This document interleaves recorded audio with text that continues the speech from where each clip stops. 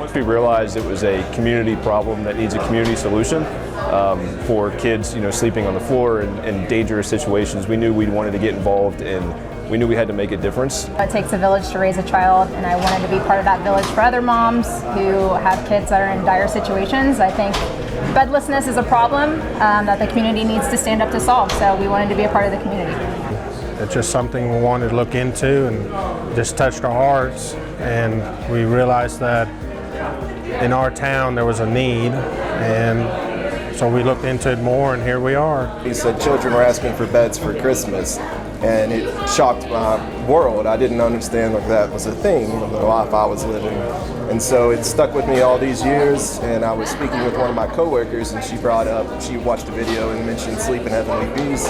I went home, researched it, and applied for a chapter that night.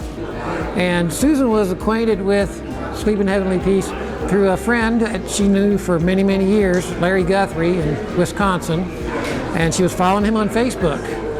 And go ahead, tell him about he posted about his builds, and it got me interested because Rich is a builder, and I thought this would be good for us to do in our spare time and after retirement, and so we began to investigate it. We were really looking for a way to give back to our community, and this by far seemed like the best thing for us.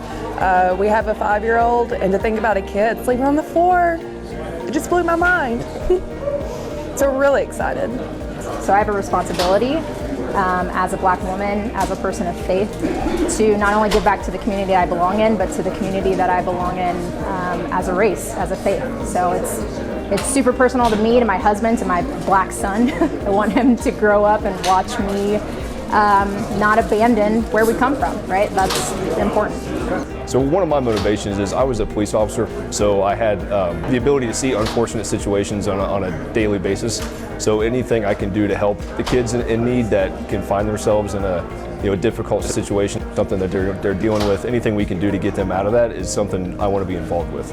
Thanks for trusting some people that you've never met, but having a heart to want to help kids, because that's why we're here. We're here to not just help kids, but have our communities get involved in helping kids, because this is a community effort. It's just amazing. It's always overwhelming to see people that complete strangers that have the same passion that we all have about getting kids off the floor, right?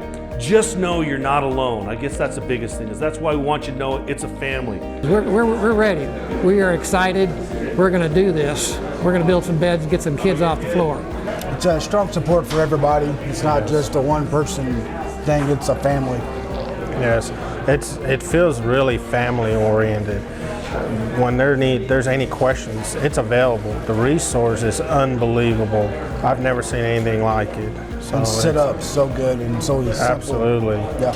I've just been impressed with the organization and the friendliness of everybody. Everybody seems to be humbling themselves with the goal of just getting kids in beds and supplying beds for your children, and that's really everybody's focused on. It really does feel like a community and a family, and we have felt welcomed from the very moment we got here, and it's just been an awesome experience overall, and we're excited, very excited. An unbelievably well-organized and run organization. We don't have to invent the wheel, it's all been done for us. All we got to do is go to the resources, and we got everything we need and more. We got people standing by to answer questions. I can't imagine a better support team.